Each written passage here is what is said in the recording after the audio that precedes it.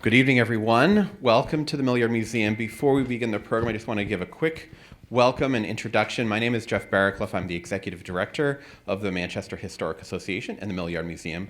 And it's a pleasure to welcome you all to this wonderful event tonight, Letters from Home, World War II. We have a wonderful program planned for you that Ed is going to explain how this all came together in a few minutes. But first, I just want to give a brief introduction. I know many of you are members of the Historic Association, so I want to thank you for your support. If you are not a member, please see me after or see any of our staff or board members. We'd be happy to talk to you more about this organization. But who we are a nonprofit organization founded in 1896, and our mission is to collect, preserve, and share Manchester's history. We do that through this museum, through a variety of exhibits and programs throughout the year, through our research center on Amherst Street, where we have a huge collection of materials relating to the city's history, including the World War II era diaries that you will be hearing from tonight. I do want to just thank our trustees who are here as well. If you could just raise your hand and thank you for your support and all you do for the MHA. And without further ado, I'm going to turn it over to our MC tonight and trustee emeritus, Ed Bruder.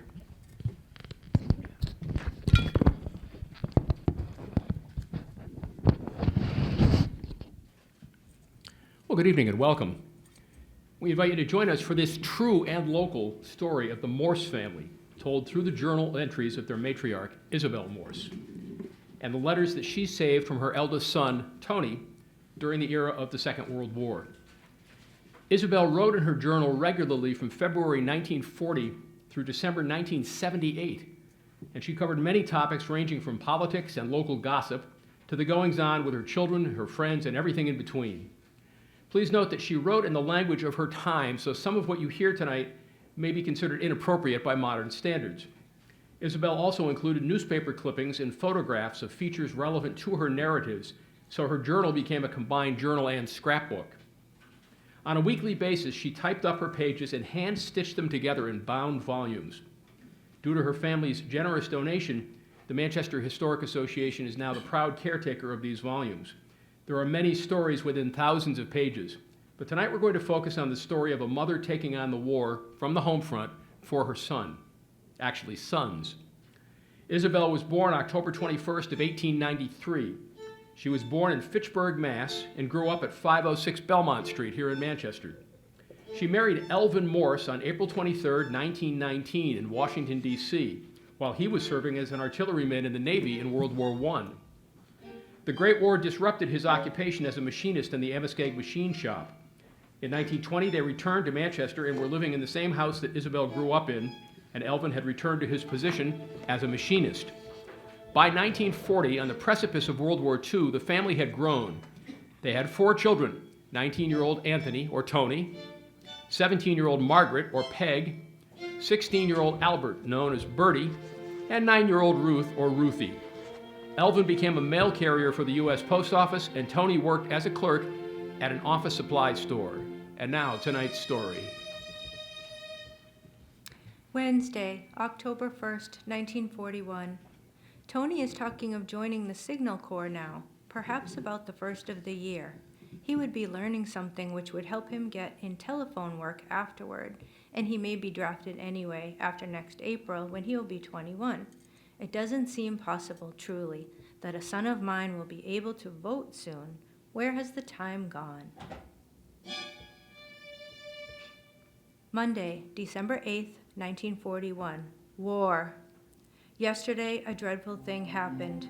In the midst of conferences attempting to iron out difficulties in the East, the Japanese bombed our Hawaiian Islands. Understand, some 3,000 people are casualties. After they declared war upon the United States, this noon I listened to the president's speech. 500 words only, but he declared us to be at war with Japan. It is thought we will include Germany and Italy too. There is a rumor that Germany and Italy have already declared war upon us, but as yet it is just a rumor. For some reason, we had been in the habit of thinking our position was such as to ensure our safety from air raids, but tonight's radio tells us of all sorts of things to do in the case of air raids and bombings. Saturday, December 13th, 1941. Congress yesterday voted the President power to create a new AEF force, and the draft is set to be expanded by the reclassification of all deferred ex-servicemen. It may be desirable eventually to register all men between 18 and 64 years for military service, civilian defense, and other services. Monday, December 22nd, 1941. May have Tony going off one of these days. His boss will miss him, I guess. He gave him another raise on Saturday. Tony wrote to the Coast Guard school and wanted to join it pretty badly, but finds himself out just because he didn't take physics in high school. It seems that is one of the points upon which they insist. So don't know what he will do now. He wants to get in the service soon. Even Bertie is talking about doing his bit. Should think they might use him with his radio knowledge in some branch. Sunday, September 13th, 1942. The nicest letter from Tony. If all goes well, he should graduate in a couple of weeks. He was one of the best 3 marksmen dropping his bombs in his class, so is to be given a number of pictures of him taken in full battle regalia. Also gets a graduation ring and announcement cards. He doesn't know what will happen after graduation. He wouldn't mind being made an instructor, but it would probably mean staying longer in that awful desert. He may be transferred somewhere in the east, however. He feels he will get no furlough anyway. Saturday, September 26th, 1942. He also sent some nice pictures, one with the bombardier's badge around his eye. It looks like a black eye, of course, in the picture. They get it from peering through the bomb sight. His letter would give one a start for just a second. He starts with, "This is your last letter from me. and then on the next line he continues, As an aviation cadet." Monday, October 5th, 1942. Well, no more letters from Tony. We got a telegram last week, one day, which he has sent from Salt Lake City, Utah, telling us he was going to Spokane, Washington, and would write. He said he was living on the train, so take it he had been there for quite a train ride after leaving the California desert. The trouble is, nobody has enough gas for the car, and must save on their tires too, of course, to save rubber. And so it is hard to get any kinds of trucks to come around for the stuff. Grandpa has no car, and he grew our potatoes for us this year, but now we have no way of getting them down here to us, only 12 miles away. He might as well be in Iceland. No car in the country can run over 35 miles an hour. The penalties, I understand, will be rather drastic, may even result in losing their cars, so there are no speeders.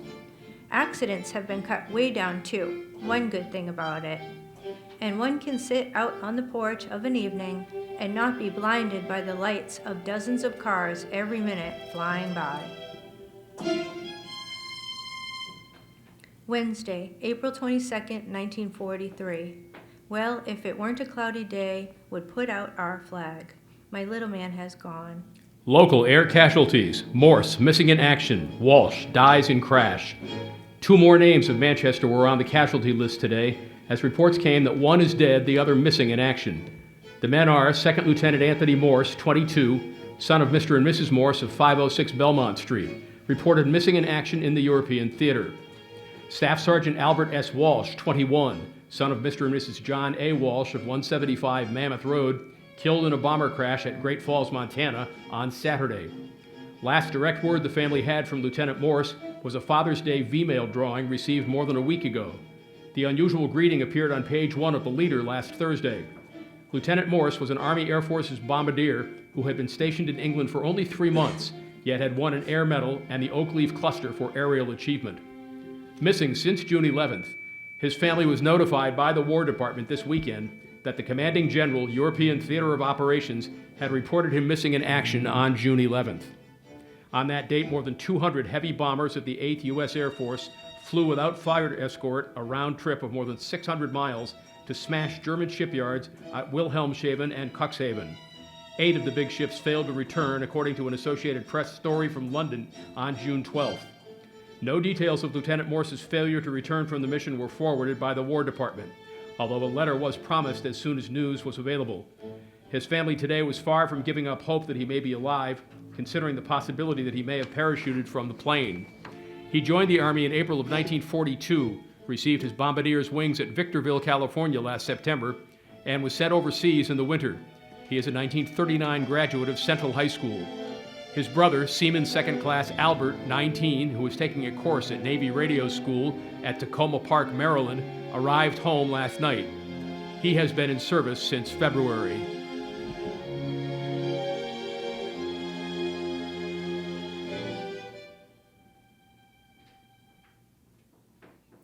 June 19th, 1943, one of the saddest days of my life.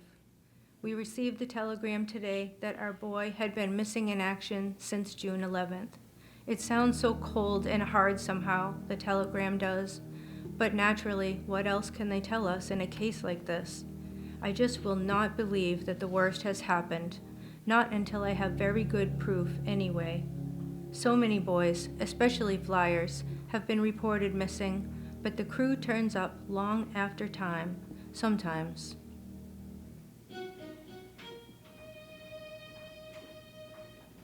Friday evening, June 25th, 1943. Haven't had much heart for writing since the telegram telling us my dear laddie was missing in action. However, the thought has struck me. I am just going to believe, unless given positive proof, that we will be seeing our boy again, or at least hearing before very long that he is safe and perhaps a prisoner in Germany. So in that event, if we can communicate with him at all, he will want to hear a lot of news that he has missed. He probably will be much interested in hearing of what happened after we got the news and all that sort of thing. If he doesn't come back until after the war too, he will want to read this book, and we can write to him. I can just look up the news as I've written in this. We received the telegram on Saturday noon. Sunday night, by a coincidence, Bert called us from Washington. Guess he was feeling sort of homesick. He had been paid that day and had sent Elvie $5 for Father's Day. We had to tell him, of course, before anyone else would. He had heard some of his friends had written Saturday to sympathize. We had also written, but thought it best to tell him anyway. He was pretty well cut up. We could hear from his voice. But we talked about the possibility of his getting a leave next weekend. That would be this weekend, of course. We assured him of our belief that we would get good news about Tony and managed to cheer him up. The next day was pretty bad, although everyone was so kind, calling us up and running in to see us. I didn't sleep much that night, but managed to fall asleep with the help of a sleeping pill Dad managed to find, left over from a former illness. Sunday night was bad too, but finally dozed off a little after midnight. About 1 o'clock, I heard heavy footsteps on the front stairs and was awake in an instant. I got rather a fright, as I could feel Elvin right beside me. But when I switched on the light, my darling Bert was standing at the door. Such a surprise. He had told his CO of Tony's being missing and told us he thought I would feel better if I could see him. So he managed to get from Sunday until Tuesday morning at 7 o'clock. That meant that getting here about 1 a.m. Monday morning, he had to leave again at 2:45 Monday afternoon. He felt sort of bad, so first thing when he got up, Dad took the day off. They put together a telegram asking for a 48-hour extension. Bert was just going to ask for 24, but Dad told him he would either be granted it or not, so he may as well be hung for a sheep as a lamb. He had to make Monday morning count, so was up early, tearing around seeing folks. We hadn't got to bed until quite late, and as I got up and got him something to eat, he said he had some things to show us that he won in a carnival. He thought one thing was a big life-size black Scotty dog. He took little Gerald for a ride about 9:30 on his bike, and while he was out, the telegram came. Extension granted as asked. Boy, was I glad. And you can imagine Bert's delight. His first chance to really have a bit of fun at home for some time. He didn't leave until Wednesday at 5:25. Do hope he would make it on time and not lose his weekends. He had a wonderful time, and seeing him tearing around in and out, playing the Victrola, and his gang around, including every admirer, helped to bring us all out of our slump, sort of. I think it helped Bert, as nothing else could have done too. Seeing everything was going on as usual, all of us just going about our usual home tasks. He felt that all was right with the world, that we would hear from Tony, and who proceeded to have a wonderful time, bless his heart.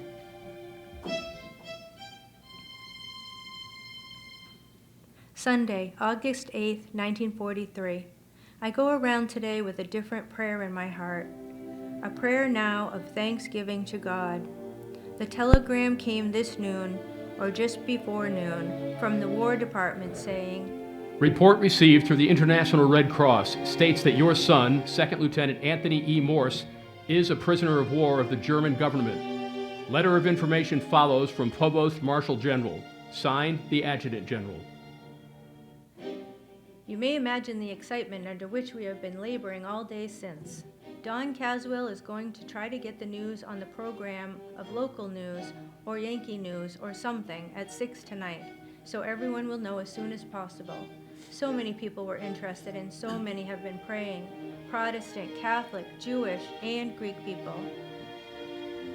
I was out in the yard getting ready to pick a mess of wax beans for dinner, but had stopped to pull off a few dead bachelor buttons in the flower garden when I saw a bicycle stop in front of the house. The bushes sort of hid the rider at first, and I sort of thought for a second it might be one of Ruthie's chums. But they seldom stop right out at the roadside. They come right up to the piazza. My heart stood still for a second when I saw the cap on the boy.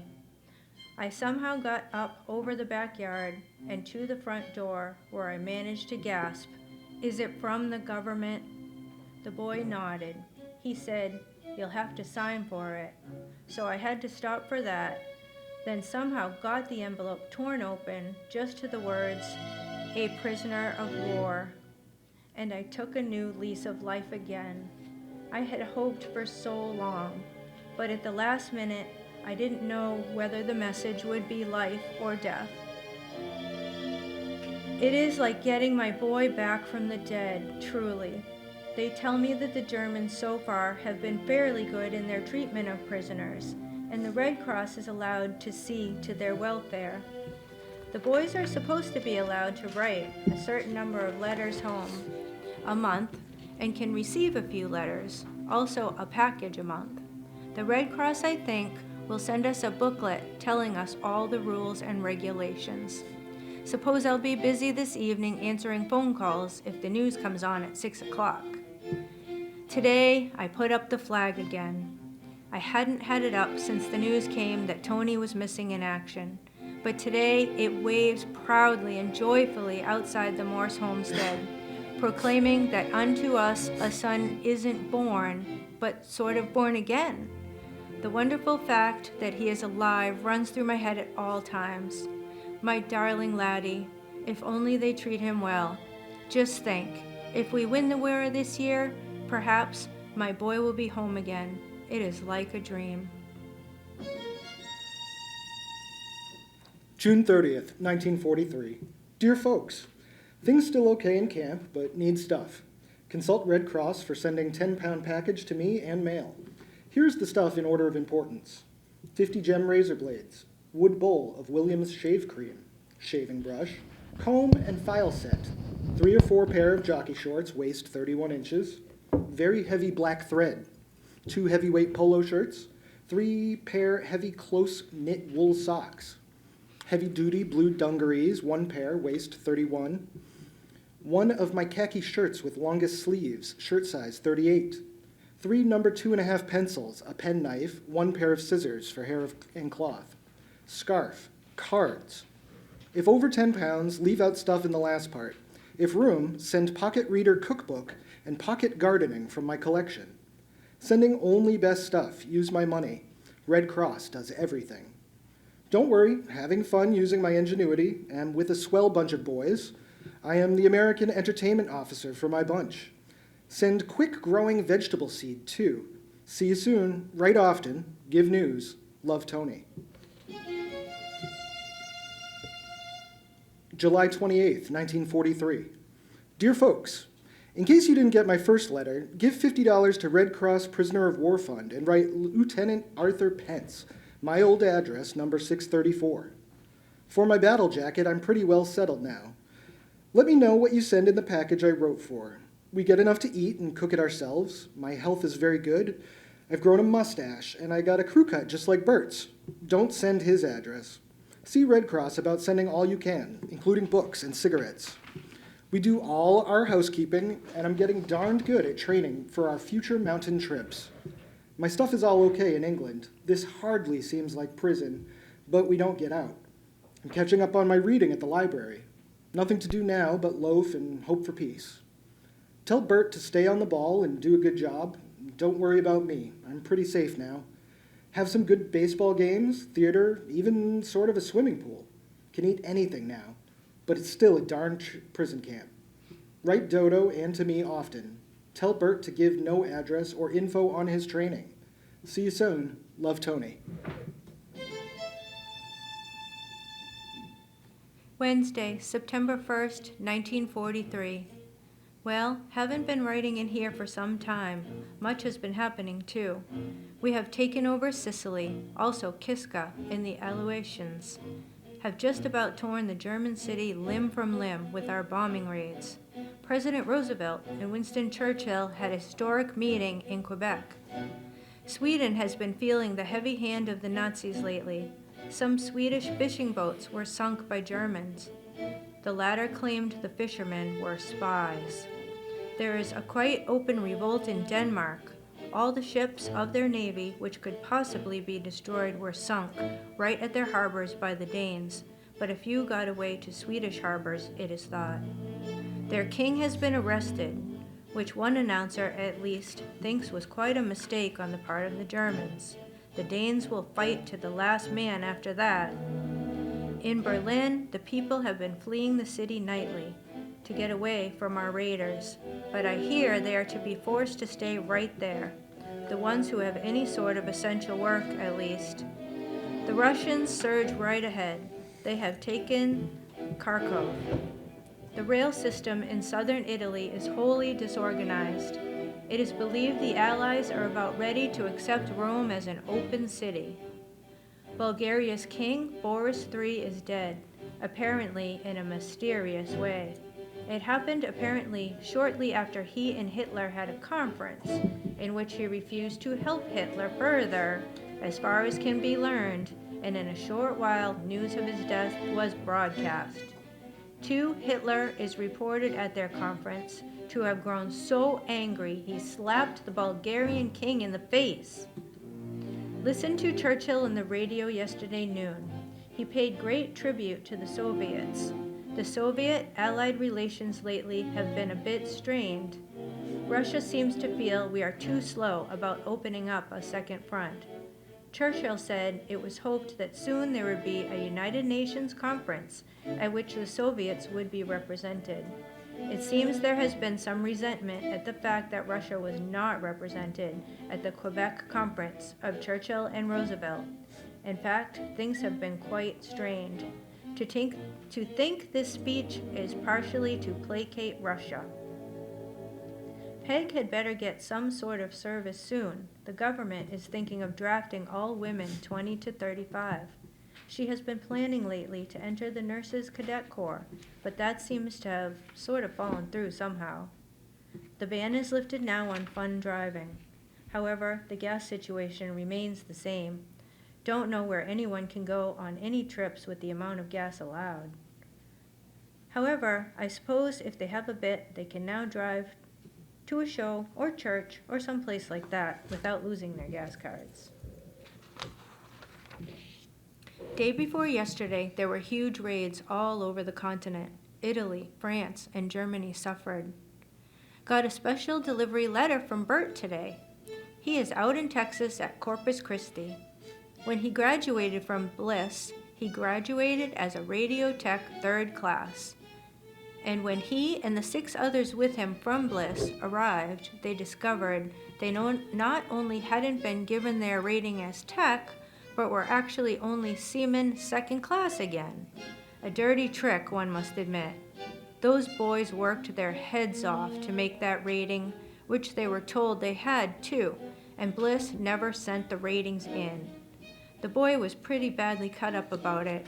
His letter telling us about it showed great bitterness and a loss of faith in the Navy for the promises that it had made him so often and fallen down on. However, today's letter shows he is a bit reconciled to the Bliss, boys being the only boys with no ratings in the new school. He says the classes haven't started, and until he has an easy job as yeoman in the War Bond Office at his station, a stenographer no less. Can't imagine it, though I knew he had grown quite proficient at typing before he left here, in connection with his radio work. He seems much happier. Sent the letter special, so I wouldn't be worrying too much over his first letter. Bless his dear little heart. Tuesday, October 19th, 1943. A week or so ago, received 3 letters from Tony, 2 dated in August and 1 in September 6th. The last one, the September one, is merely a copy of our first letter, asking for certain things he needs and which have already gone to him. Also a few other things which we plan to send him in our November box. The August 7th letter, which arrived after the August 26th one, reads quite well. Things still rolling along okay. I was elected president of the Debating Society and preside at well-attended meetings. It's pretty good. Go to school a few hours a day and read a lot, mostly damned good books. Cook quite a lot and spend the rest of my time going on long walks around the compound to keep in shape. So my time's pretty well occupied. The guys are a swell bunch and we have a lot of fun, which takes our mind off everything. But the happiest day of my life will be when we win the war. Brookside, my best pal, he didn't make it a few days ago. I haven't received any mail yet, but I'm looking forward to hearing from you. We all feel pretty isolated here. Home looks better to me every minute. We all hope it'll be over by Christmas. I picked April 1st, 1944 in the pool. Love, Tony. The next letter, however, had me worried, and still has, to tell the truth. It sort of explains why Dodo didn't bother to send anything in the box, but how he found out, while a prisoner, that Dodo wasn't waiting for him is beyond us, unless some other prisoner told him, who was taken after Tony. August 26th. Dear folks, nothing much has been happening. I'm still getting along fine. Nothing at all to worry about. No mail yet. My friend Penty arrived the other day. Been having quite a few ball games lately. Have a barracks league all set up. Haven't been doing anything ambitious myself. The whole camp's waiting for weather, and we're all waiting for this damned war to end. Boy, I'm sure gonna appreciate home now. I can eat, almost without exception, anything. And by the way, I'll still be a bachelor when I get home until I find me a new girl. Let me know how Bert's doing, and send photos and all the books you can. Pocket readers. See you all soon. Love, Tony. August 1943. Dear Bert, if you ever think you've got it tough, think of me. I've seen a lot of trouble lately, but things aren't all bad in prison camp. I've learned a lot for our mountain trips. Something tells me I'll want to be a bachelor when I get back, and we'll have our trip to Oklahoma. Write me, Tony. Thursday, January 20th, 1944. Have had quite a lot of mail from Tony lately. There is at least 1 letter and 5 cards from him, but can't put them in yet as we let Mr. Goodman of Goodman's Bookstore take the book in which we put all the pictures, clippings, and letters pertaining to Tony. He has been so good. I know we don't pay for all the books he sends. The bookseller is the only one allowed to send books to prisoners. We give him the money, and he knows which can be sent, and the books go right from his store. We are allowed £5 a month, I think, or is it every 2 months? Also, we can send our permits for cigarettes to the cigarette company, and they send off so many boxes of cigarettes to a prisoner. Haven't heard whether any of them, books or cigarettes, have reached Tony yet, but we are so tickled to find that our first box, instead of taking 6 months, has already reached him in 2 months.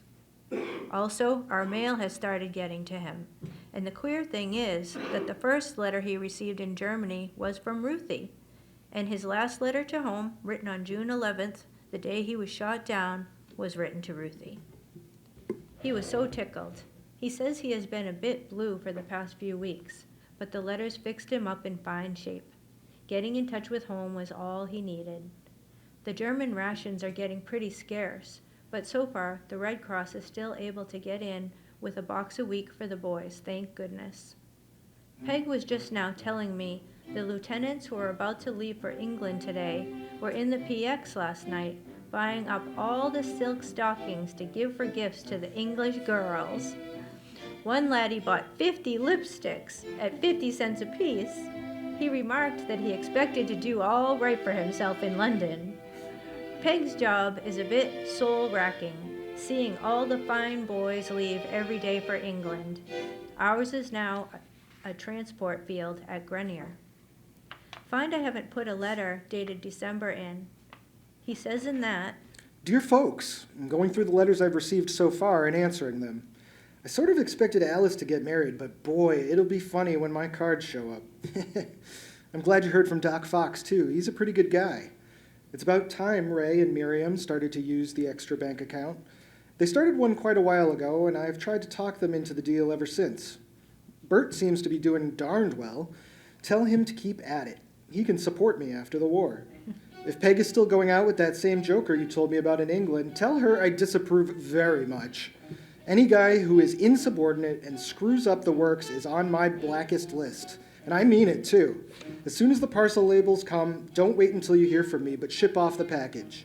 And keep up the writing every day. Boy, your letters are really wonderful, and I read them over dozens of times, honest. I'm still in good health and keeping busy. Love, Tony. January 10th, 1944. Dear Dad, happy birthday. I wish I was home to help you celebrate, but I don't think it'll be long after. Would have liked to help eat some of that swell harvest I hear you had. Don't you or Mom worry about me. Things are coming along quite well, and the old morale gets higher every day. Time is passing quickly here, and I'll soon be home. Love, Tony. January 10th, 1944. Dear Bert, happy birthday and stuff. I received darn good reports about you. Good show, as the English say. I'm still a healthy, handsome guy as I was, and I have a large mustache and long hair. Starting in on the artist business to pass the time. It goes quickly, too. I think things will be looking up by my birthday, so write lots of letters for a present. Your brother. D-Day, H hour, June 6th, 1944. The invasion has started. The Allies have landed troops in France. Believed the first to go in were British paratroopers, then American paratroopers. They were landed a little way inland, perhaps an hour before the rest of the invasion forces. Believe it started between 2 and 4 English time, or 6 to 8 a.m. our time. So far, the Germans claim to have destroyed one troop of paratroopers that came in first, but we have no confirmation as yet. Anyway, we feel better now it has started. Do hope nothing happens to stop us, that is, any great movement on the part of the Germans. Do hope it won't be long until my poor laddie is liberated. He sounded a bit better in yesterday's letter, but stated that he had been pretty blue, that he felt a bit better. The boys had celebrated his birthday. We'll put in here the way they made their cake. They also had steak and onions canned. So he had quite a birthday. The Union Leader has borrowed our book on Tony for making a write-up on Tony on the anniversary of his being a prisoner for a year. So when I get his letter back, we'll insert it in here. Everyone is so excited. I am too, but also fearful for my laddie boy. Alas, where is my little man Bert? Has he been sent over, do you suppose? 4,000 boats of all kinds landed troops in France this morning. My phone, it seems, rang loudly and long this morning, about 7 or so, but Ruthie says she was too sleepy to answer it and didn't hear it. Must have been cleaning Peg's room with the door shut. And the phone is under the stairs, so muffled from anyone upstairs with the doors shut. Now another announcer just says that at 12:30 the news of invasion came over to Washington. Guess I'll find out when the papers come out just what time it started. Thursday, June 15th, 1944. Later, 5:30 p.m. Japanese mainland was bombed by our big super fortresses. No real details yet, but we don't know if any of them were lost or if any of our poor laddies were taken prisoner. But that is big news. Of course, Doolittle bombed Japan some time ago, but of course that was pretty much of a surprise at that time. Some of our boys were executed, who were taken prisoner. The invasion seems to be doing all right too. It is now thought Germany is going to try to throw everything into one big battle. Maybe a good thing, and get things over sooner, though possible. If he can send enough reinforcements in case of need. A bit worried today. Heard a day or two ago of the shooting of some 47 British officers in a camp said to be near Dresden. As the only officers' camp near Dresden was Stalag Luft 3, we were rather worried then, but today the paper comes right out with the fact that it was not only at Stalag 3, but that the officers were murdered in cold blood by guards who had apparently run amok. Also, the article said that the guards at Stalag Luft 3 had been acting like lunatics. No wonder my poor laddie's letters have been sort of blue for the past 2 or 3 months. Tonight's leader also has another article. German people's courts will try Allied pilots shot down during fighter plane attacks on trains and communications in Germany. They charge that the attacks were made mainly against trains carrying women and children, and that our pilots shot down farmers in their fields. If only this horrible war would end soon and my poor little lad get home. What must he be going through? However, we take it he isn't hungry, as he only asks for clothes now in his letters. We are wondering, though, if it may not be that knowing the Nazi temperament, the boys may want to look like officers, as the German is apt to stand a bit in awe of officers, even enemy ones. The better our boys look, perhaps the more chance of good treatment they may have. We are about to send a box. Luckily, his letter came before we had sent it, as we planned mostly food, but this changes things. Elvie is trying to get the necessary clothes, shoes, either downtown or down at the Grenier Field base tonight. No word from Bert yet. We did receive only one letter last week after he went back. He will probably be home, however, this weekend. The week before Peg's wedding, he showed up with a little sailor friend, and they had quite a time. The next week, however, Bert went out with Jo, the sailor's girlfriend. Then Jo appeared a couple of days later, and the girl refused to date him. However, this weekend, he appears to have had better luck, and he had a date on Saturday when he called here. Tuesday, July 4th, 1944. What a night before the 4th we did have.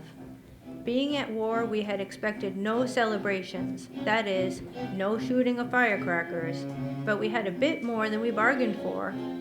We went to bed rather late for me, and didn't get to sleep until almost midnight. It seems as if I had just dropped off when the most awful explosion brought me up to standing. Never heard such a noise in my life. Even after hitting the floor, the house still quivered. I had clutched at Dad as I tried to get my senses back, and then we both tore to the window. Ruthie just then called out in a little quaver, "What was that?"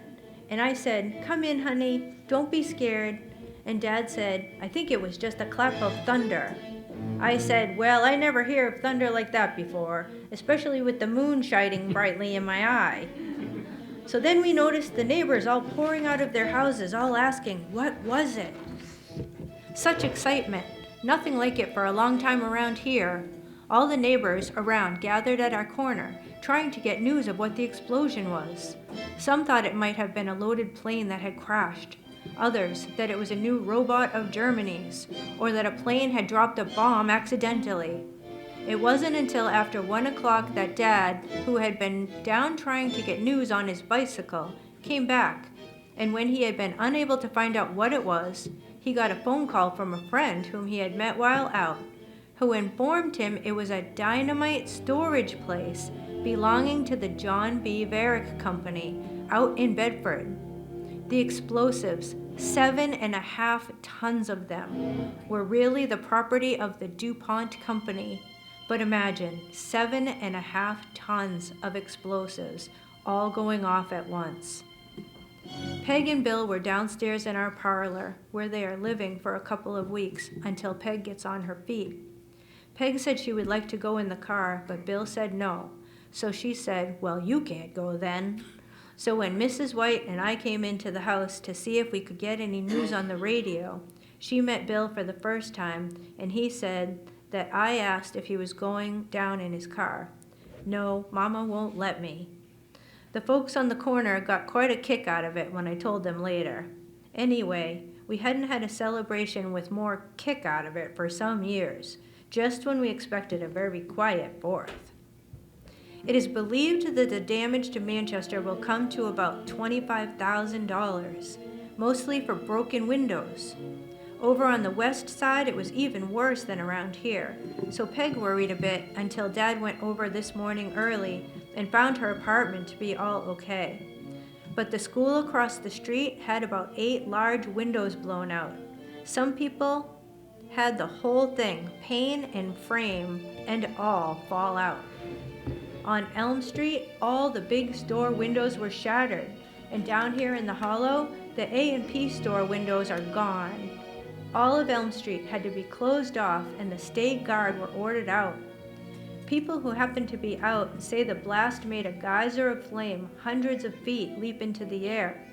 When we got out, though, all we could see was a strange, big cloud. The strange thing was how long it took before anyone could find where the explosion came from. People dancing at the Bedford Grove Dance Hall were hit with flying glass, and some taken to the hospitals. Last night, Bill took us up to the Puritan, up on the Concord Road, and got ice cream. When they returned, I happened into the living room where the radio was playing music, and there was Peg with Bill dancing, 2 weeks from the day she was operated on. However, she only lasted a couple of minutes, then went to bed. She gets very tired and is still quite weak, but looks much better already than when she came home Saturday. She is able to sleep now and eats well. Operation and all, Dad and I are still going to be Grandma and Grandpa next February, if all goes well. Quite exciting, I say. Dad is playing his accordion tonight as he and I are all alone. Ruthie went to Hampton Beach with the Smileys today. Peg and Bill drove up to see Blanchie for a few minutes and haven't returned. Bert and Joe Dietz, whose name is actually Winfred, were here for the weekend.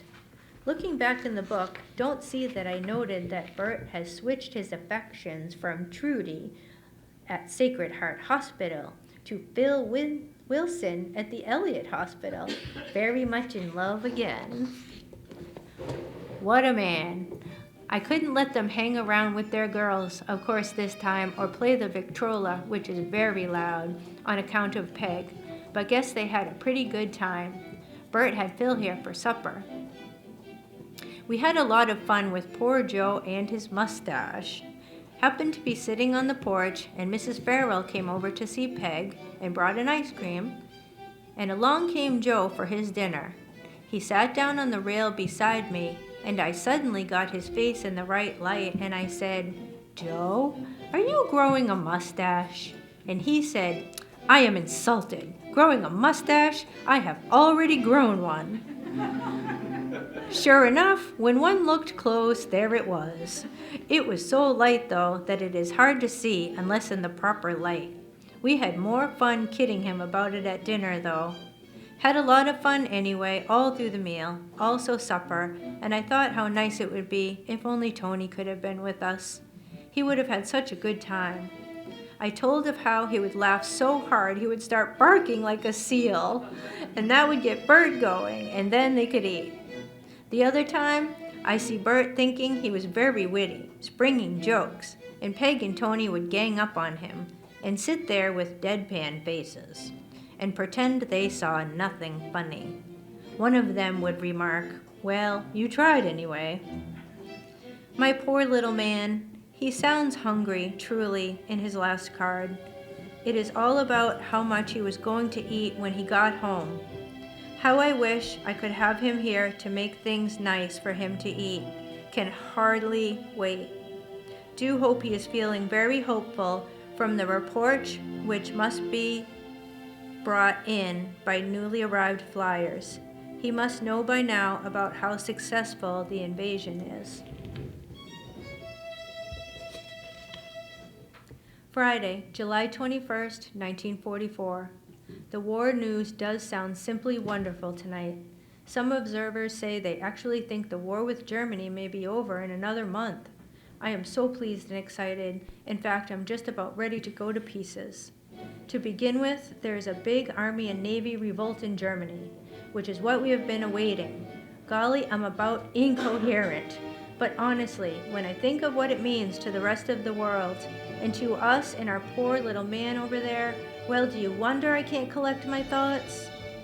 Hitler, the most guarded man in the world, was almost blown up by a bomb, which actually exploded within 6 feet of him. He was on the radio last night to explain excitedly to his people he was only slightly wounded, and that all revolt in Germany was now put down, and they were not to obey orders from anyone but his men. Which sort of contradicts itself. Many troops have deserted, and there is a good rumor of revolt in the Navy. The aim of the coup, or conspiracy, was to secure peace with the Allies. But if the thing has started, it will probably roll right along, we hope.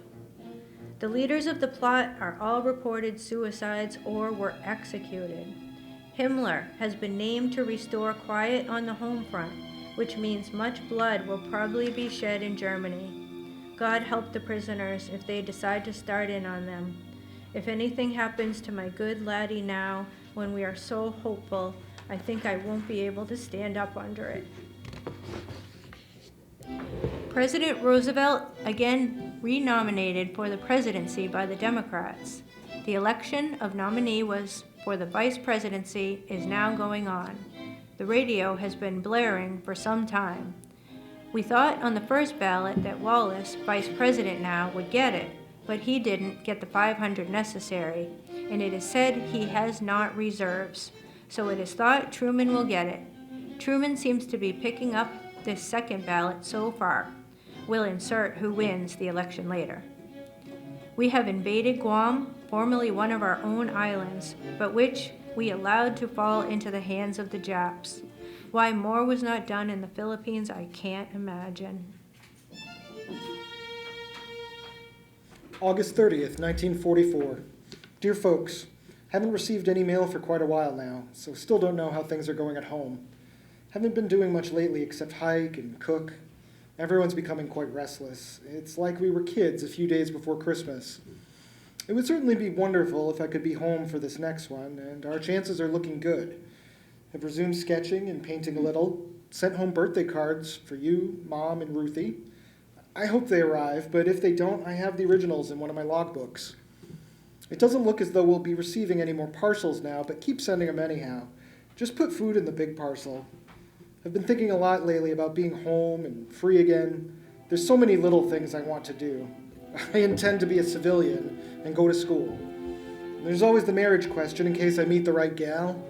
I don't want to be a bachelor, and my hair is leaving fast.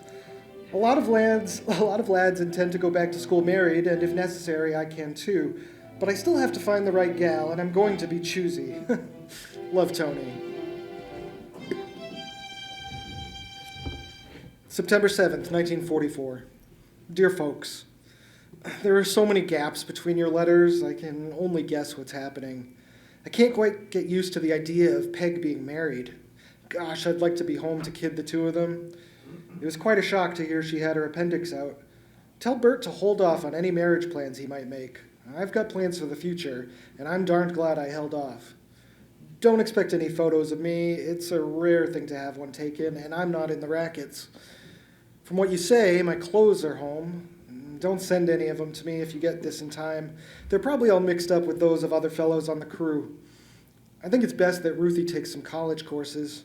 She'll be with the best crowd and better prepared for a business school later. Also, if you get this in time, I'd like tan paper in my room, but any will do, and a single bed. It certainly made me homesick to see pictures of the desk and room corner. I hope I could beat this home, for it doesn't seem long now. Love, Tony. September 29th, 1944. Dear folks, I'm waiting hopefully now for the latest personal parcel. Got the list of stuff, and it sure sounds good. I can certainly use the clothes. There's supposed to be some parcels coming in, so I may have a chance of receiving it. The wedding pictures haven't arrived, and I doubt whether they will. The way my mail's been coming in, I'd like to get them to see what the whole family looks like now. Evidently, my clothes have come home. I wish you could send me a list of as much of the stuff as possible. You've probably already got it cleaned and packed away now. A lot of it may be mixed up with the stuff from the other officers on the crew. We'll have to straighten it all out after this deal is over here. I hope it isn't in too bad shape. Have Peg pick up all the cooking she can, so you won't have to carry the load of my planned eating spree. We've settled down to the old routine after a fair summer. I think it'll be warm enough for the winter, but I'm having a little trouble with me ears. Have made a weird little hat to take care of it, though. See you soon. Love, Tony. October 29th, 1944. Dear folks, I received the new shoes from the censors here. They fit perfectly and are really sharp. The jacket's really warm and is going to help a lot. I hope we're not here, though, when I get it.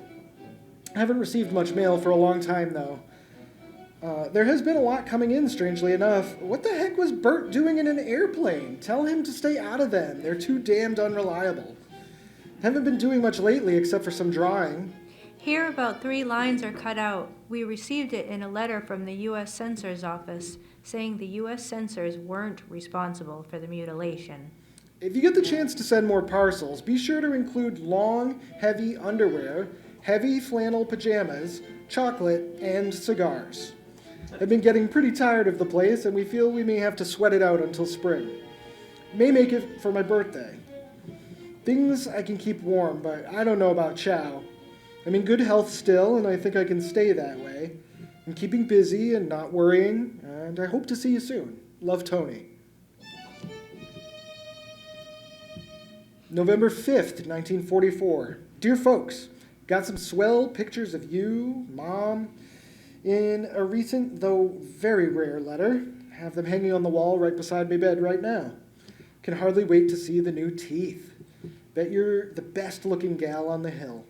Got the letter with the whole story of Bert's car, and I hope it holds together until I get back. Very glad to hear you sent cigars, and I hope to get them soon. And from the list you sent, I should have a parcel for my next one. Glad you included Dodo's picture. I wrote a letter early last summer to her, clearing the whole thing up and calling it off. I'm in a marrying mood, though, so I should probably find someone new. It'll be fun looking. I'm still painting and sketching, though I can't see that I've accomplished much. It's fun and passes the time, however. I'm in a Christmas choral program now as an insignificant baritone in the chorus. It's called The Messiah, and it's quite an ambitious project. Hope the war is over before I put it on. I very much want to be home for Peg's big day. Love, Tony. November 30th, 1944. Received the wedding pictures recently. For quite a few minutes, I honestly didn't know who the tall gal was. And then suddenly it dawned on me that it was Ruthie. Gosh, how she's grown, and darned good looking, too. Peg and Bill sure are a rugged-looking pair. I can hardly wait to heckle them. I was darn glad to see you folks in the pictures, too. Bert certainly is a typically Navy type. Was sorry to hear Janice and Speed had broken off. Wish you'd write me and tell me what she's doing in Florida. I've always liked Jan very much. I've been taking it easy lately, trying to conserve my weight and energy. Been doing quite a bit of reading. One of the new guys in the room, Captain Jim Johnson, and I have battling on the block bridge tournament, but we haven't been doing too well. If I'm not home in time, have a Merry Christmas. It won't be long after. We'll really make up for all the missed celebrations when the big day comes. Don't think we'll be too bad off here this Christmas. We're all optimistic. Love, Tony. December 19th, 1944. Dear folks, the cigars finally started to arrive. I'm really the plutocrat now. I was very glad to get them. We had a very quiet Thanksgiving and not a very big one. But Christmas and New Year's should be a pretty big event here if all the planning goes okay. But nothing like at home.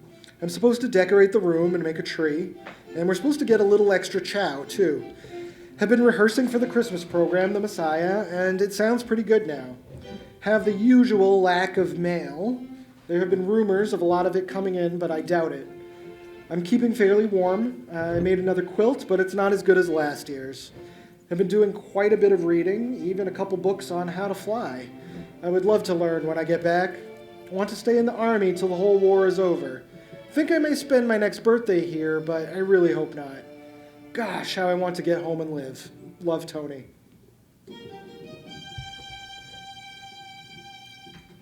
April 1st, 1945. Hardly dare to think of my poor laddie in Germany. I guess things are pretty bad with him. Sometimes when eating a good meal, it almost chokes me, truly. I know he has been moved. First to the southwest of Germany, then when the Americans began to get in, the boys were moved again the other way. Also, they weren't allowed to take their Red Cross supplies with them, which means they must depend on the Germans for food. And as they haven't been getting enough to live on without those Red Cross packages, don't know what must be happening to them. One hospital was reached by the Americans where there were wounded soldier prisoners of war, and the conditions are said to have been unbelievable. In the last 4 months, believe it was 50 out of about 250 who died of starvation in the hospital and neglect. In the basement were numberless Red Cross boxes, which the boys weren't even given. The boys who were freed were nothing but walking skeletons. The guards would have potatoes, and the boys were given a thin soup made of the peelings. The commandant was found hiding in the basement. Too bad he couldn't have the same treatment he gave our poor boys. Then there was another group of boys who, when the Americans approached, were hurriedly herded into freight cars to be moved. However, our bombers came overhead and the German guards ran away. The boys broke out of the freight cars and ran into an open field and managed to get into position to form the letters PW, Prisoners of War, then leaned over with their shirts off so their backs would show white from overhead. The bombers finally got it and dipped their wings and went off. But not until 14 of our boys were killed and 23 wounded. So now I have more than the Germans to worry about. I'm more worried about our own flyers than anything else just now.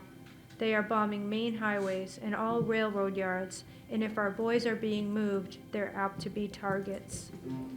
Between thinking of Tony and worrying over Bert going to the Pacific, things are a bit black with me just at present. Of course, in the Navy, no one ever knows. Even after being given all his shots, the squadron may be broken up again before he goes out. The matter of getting food ourselves is getting to be quite a stunt. We are getting less points than ever, and some of the things have gone up in points. For instance, margarine, which we have had to use, as butter points were so high, 24 a pound, has now gone up to 8 points from 5.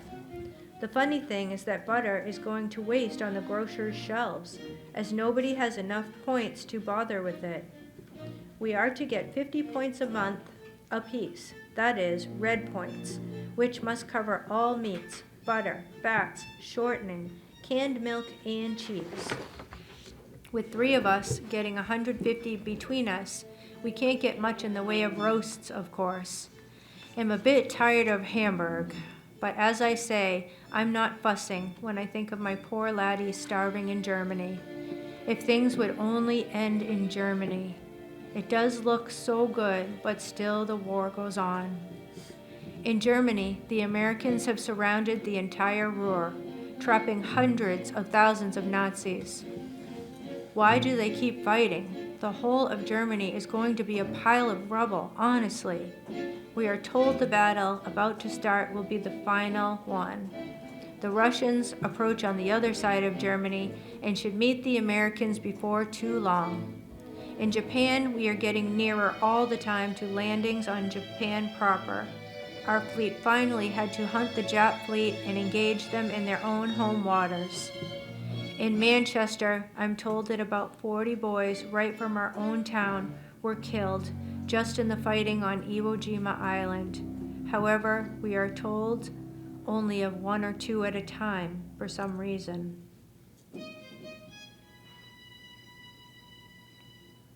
April 26, 1945. The war continues to be wonderful from our point of view. Dad has a map that he faithfully pencils in, showing just how much German territory we have overrun every day, and honestly, there isn't much more for us to conquer. The only fly in our ointment is that probably Tony is down in a camp around Munich, and so far, the armies seem to skirt around Munich and where the camp is. We hang over every news program on the radio, read the papers avidly, and still no news of the camp being liberated. Thousands have been freed in other parts of Germany. What worries me especially is the fact that my cousin, Margaret Holland, whose son Warren was in Stalag 3 before it was moved, has already received a notice from the government telling her that Warren is at the Moosburg camp 12 miles above Munich. Why don't I get one? The awful stories that are coming out of Germany as to treatment of prisoners doesn't do much to cheer me up. What if he was one of those who sustained frozen feet on that awful march across Germany? If only our Christmas box could have reached him before it started. In it was a very warm suit of underwear and an extra heavy long wool pair of socks. Do hope he had enough clothes to wrap some of them around him, perhaps, or to keep his feet warm. He never mentioned getting some wool mittens last winter. Do hope he got them. We also sent him a warm wool scarf, and he had 3 at least of those GI shirts, I believe. Also a warm pair of pants we sent, his flyer jacket, a lieutenant's hat over which he could have tied the scarf. Do hope he put on everything he owned. Understand they had no Red Cross supplies either on that trip, just what the Germans gave them, which seems to have consisted in thin soup, once a day, a bit of black bread, and for breakfast something they called coffee. Poor laddie, if I could only get him here to feed him and bring him back to a normal life. Berlin is about 2/3 in the Russian hands today. The fighting is raging in the subways and must be rather an inferno. Reports insist that Hitler is there directing the fighting, but seems a bit difficult to believe. He is probably saving his precious skin somewhere else. His hideout in the mountains, though, was blasted to pieces yesterday by British bombers. We planned to go out for one meal today, as I hadn't enough points to buy any meat, and there was no chicken in town. Everyone seems to be in the same boat, though. Arlene says her folks got no meat. We decided, though, that as Ruthie wanted to go to the movies this afternoon, that instead of paying out $1.75 for dinner for the 3 of us in a restaurant, that we would spend about 60 cents for chow mein from a Chinese restaurant. Dad will bring it home, and we had soup for this noon, so Ruthie got her 50 cents for the movies. Boy, would a roast of some kind taste good. Have almost forgotten how lamb leg tastes. Everything takes points now. My poor margarine. We are doomed to not more than 1 pound a week now. It is up to 12 points a pound. Fear I'll get to where I will begrudge every bit of margarine that visitors take. Hospitable? Yesterday, we received the most wonderful pictures of our Bert.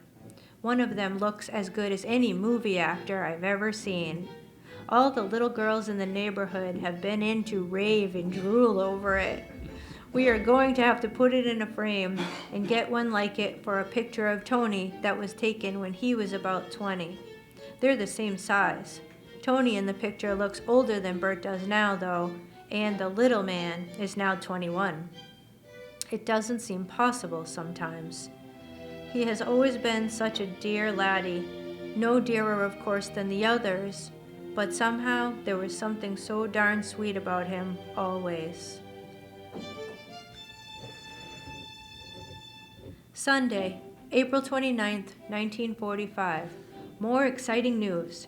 Heard via the radio tonight that the camp where we have thought Tony is in Stalag 7, just above Munich, has been freed today. 27,000 prisoners. A great many of them Americans were in the camp. Just think, perhaps we will be getting mail for my dear lad soon. We were about delirious with happiness tonight, though a bit apprehensive about Bert. He left tonight via the thumb for Boston. If he goes out tomorrow as planned, it may be the end of the Japanese war before we see him. But he said the powers that be down there are trying to get delayed orders, which would give him some days more at home. He is in Quonset, Rhode Island just now. My poor laddie man, he was a bit blue at the thought of not coming home again when he left. Do hope he is all right, that he gets back with his mates at the proper time. He gets in no trouble, and if he has to go out, we'll be praying constantly for my little man. Joe appeared today, so he and Bert seemed to have been having a good time.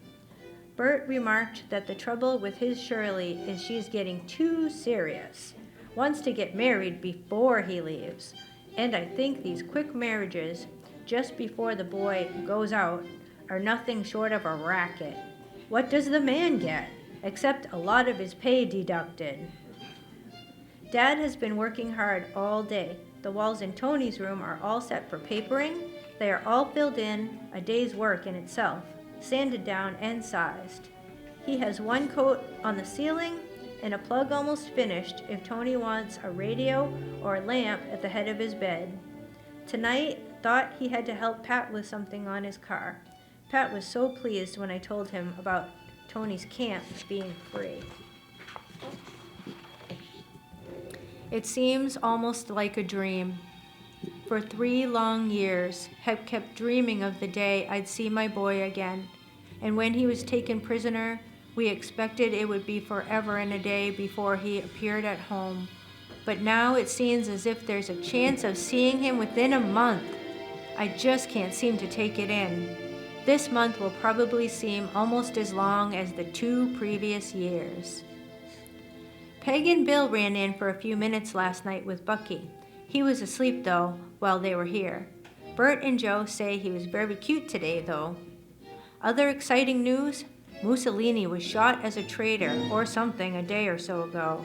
Seems to be authentic, as his body has been on view to the public. One of his numerous girlfriends, too, appears to have met the same, along with about 13 or 14 other people. Fascists. We have been out of sugar for a while, but found a substitute, Dino, a dextrose sugar. Not very sweet, but it takes no points. Mixed pound for pound with real sugar, though, it makes twice as much sugar. When I get my points May 1st, we'll get Dino to mix with it. Here we are to get much less sugar this year than last. May 3rd, 1945. After our leave-taking Sunday, didn't know what to expect of Bert, but after loaning the car to Thelma Sunday night, he appeared again on Tuesday, about 8 at night, first calling about 3 in the afternoon, when I was over at Peg's with Thelma, so she brought us back and left her car here. She had put in 10 gallons of gas, though. Must pay her for that.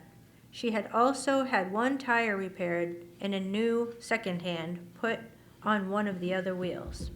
So Bert took the car, but left at 10 again that evening for his base. Then on Wednesday about 4, he showed up again with a lad called J.P., Jim Kindle, and they had quite an evening. Slept until almost 6 when I called for supper, then went to a dance. They brought a couple of girls home with them, played records, and danced from 11 till almost 12, then took the girls to the bus for Concord and came back. Then poor Elvie got up and drove them over to the Bedford Road so they could try to get picked up and taken to Boston by some good-natured truck driver. Goodness knows how it worked out. Haven't heard whether he got back to the base late this morning or not. He hasn't showed up tonight. Expect he is sleeping, as he has practically no sleep lately with his trips home. Also, all his blankets and his pillow are packed to go out, and he is sleeping only on his cot with his pea coat over him. He was told they would leave Saturday morning for parts unknown, but he is a bit skeptical. He has been told so many things, he believes nothing now. Expect to see him Friday night when I'll go through the torture of the damned wondering if he got back in time to go out with them. Then, about a night or so later, in he will pop again. He keeps one in a dither. Peg, through Bill at Grenier, tells me that Grenier is to be the landing place for a lot of the prisoners from Germany.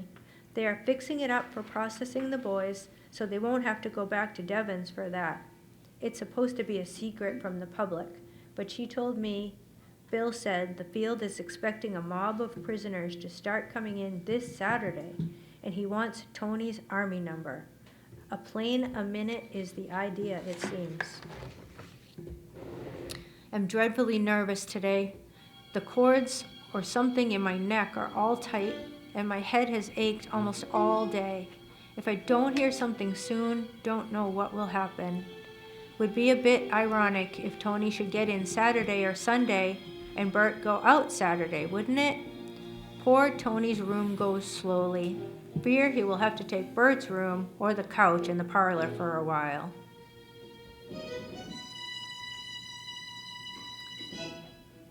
May 8th, 1945, VE Day, the real one. Listened to President Truman this morning announcing the official VE Day. Boy, it was exciting. Then Churchill, a transcription of course, followed him. They were supposed to be speaking simultaneously. Stalin wanted it to wait a couple of days more, as his men are still fighting, it seems. But an Associated Press man, Edward Kennedy, chief of the AP Western Front staff, flashed the news again orders, and is indefinitely suspended from all further dispatching facilities by Supreme Headquarters in Paris. Anyway, we know now that Germany is through, so that is something. I haven't much feeling for celebration, however. Where is my dear boy through all of this? The war won't be over until I hear from him or about him. Poor lad. I hope if he is still alive, he gets home soon. The family tell me I shouldn't think for a minute that he isn't coming. How does one know?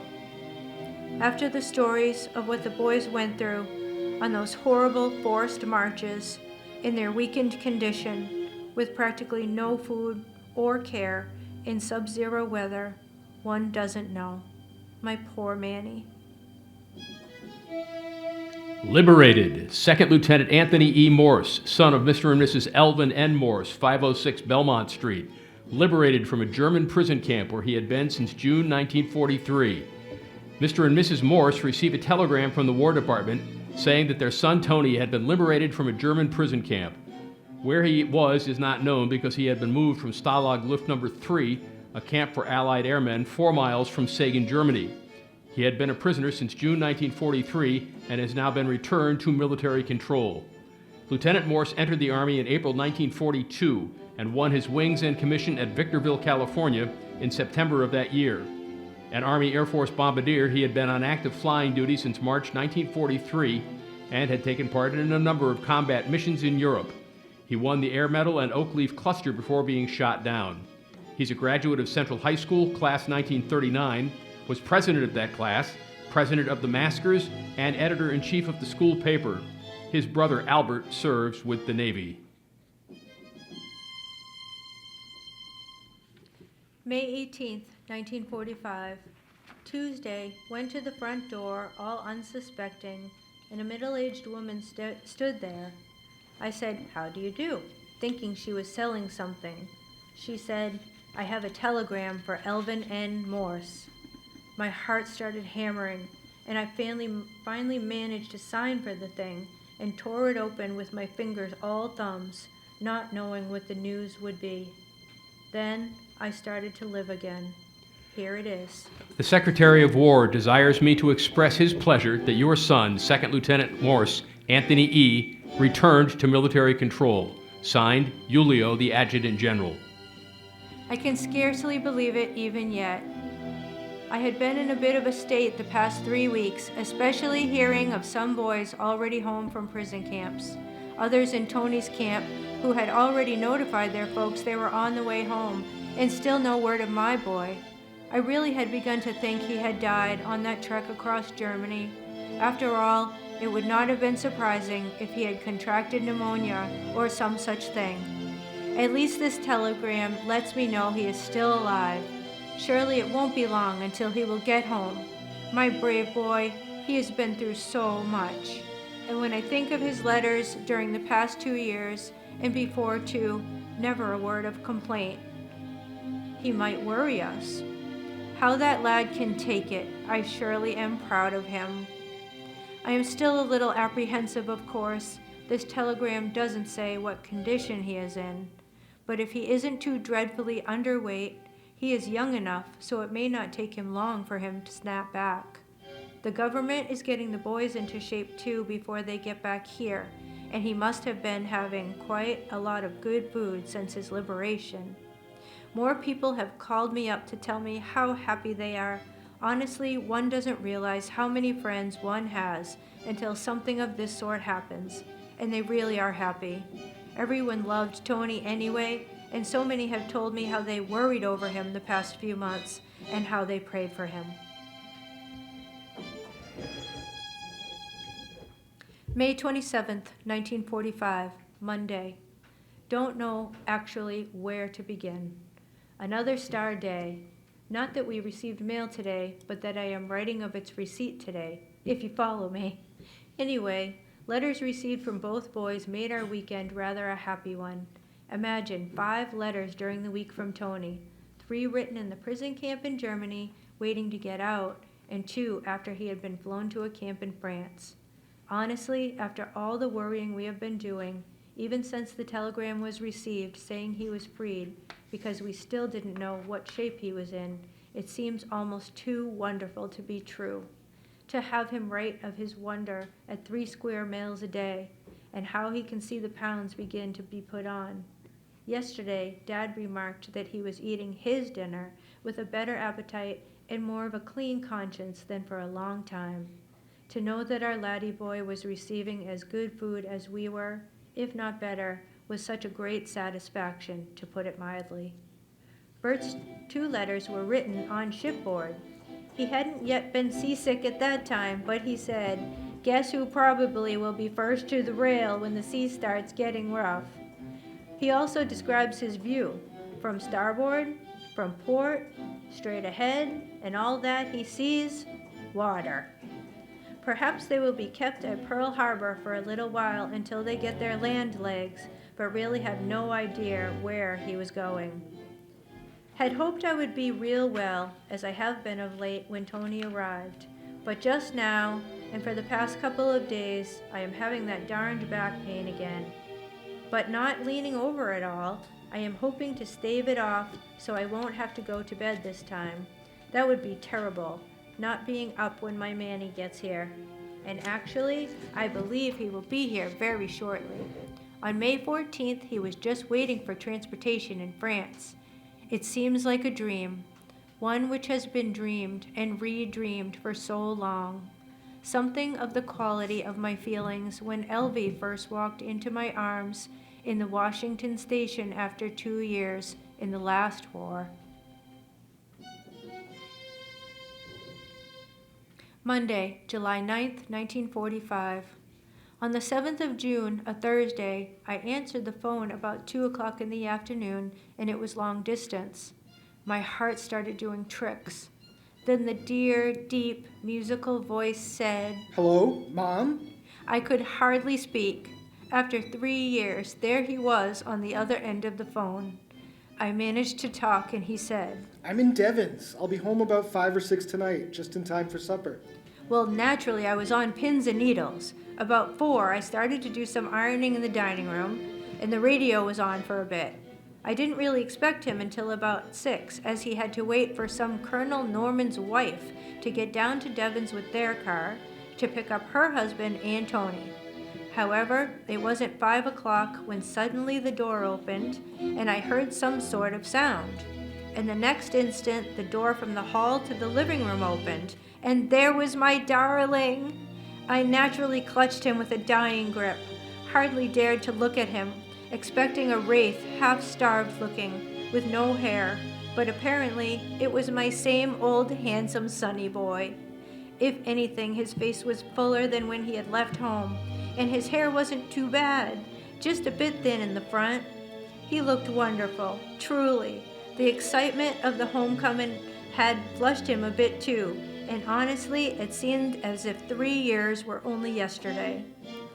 However, the first fat the boys put on, when they ate so heartily after being released, was said to be not so good, but that it would come off, and then they would start putting on good weight.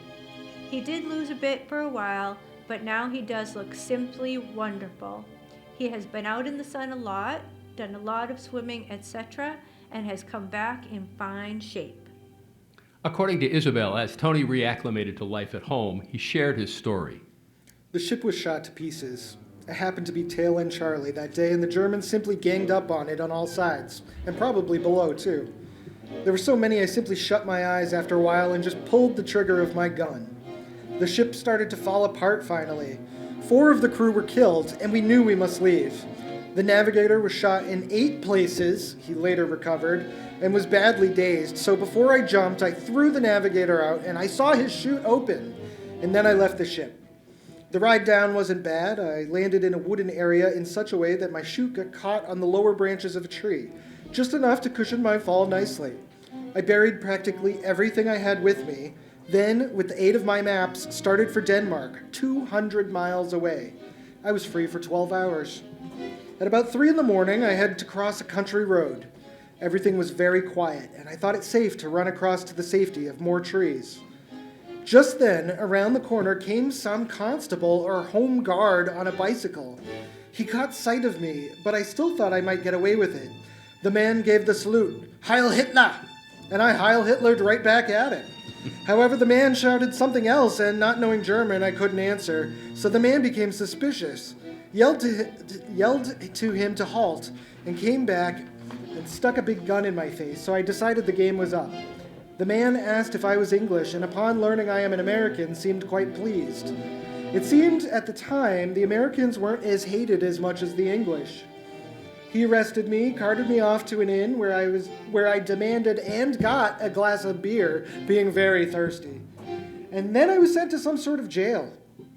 I was in solitary confinement for some days and questioned by the Gestapo, then removed to Stalag number 3, where things weren't too bad, while the Red Cross boxes came in. About November this past year, though, things were bad, and I was weak from the hunger. The boxes came in sometimes, but weren't given to us. Then in January, the colonel came into a little theater to inform us that the Russians were approaching, and that we had 1/2 hour to move. He gave us a few instructions. I cut up a pair of pants to make a pack. I could only take a few things, and among them were almost all of my drawings of camp life. I managed to tear out about 4 from my book, and those came back, and we were allowed 1 blanket apiece. The first night, it was below 0, and we rested in an open field on some sort of plateau. My practice in mountain climbing and camping stood me in good stead, and I arranged it so I always changed my socks at night and didn't freeze my feet. A number of boys didn't, as they were too tired to change, and they were very weak, being half-starved at the time. One night, we slept in a barn. The next night, we came upon a deserted factory, and my group were fortunate enough to draw the basement, which was quite warm. Then we were piled into cattle cars and taken the rest of the journey to Moosburg. Moosburg turned out to be a horrible place. Little food, cold and buggy. At the time, Mossburg was rather dreadful, and that was where I really starved.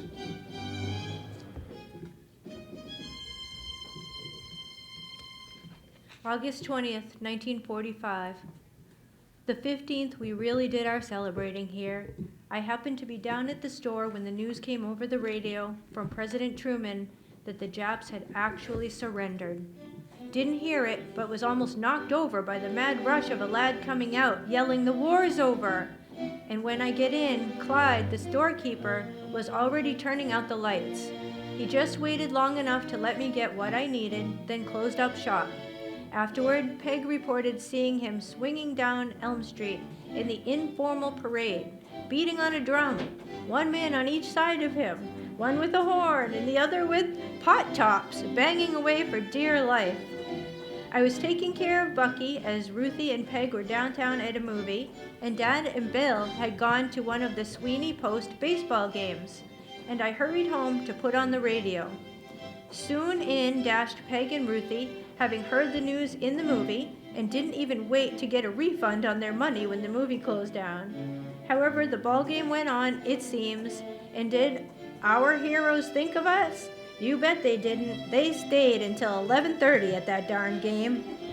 Well, when we finally decided our boys weren't coming for us, and before Ruthie's friend Lucille joined us, we three decided to put little Bucky into his carriage and walk downtown, and then go to Peg's apartment.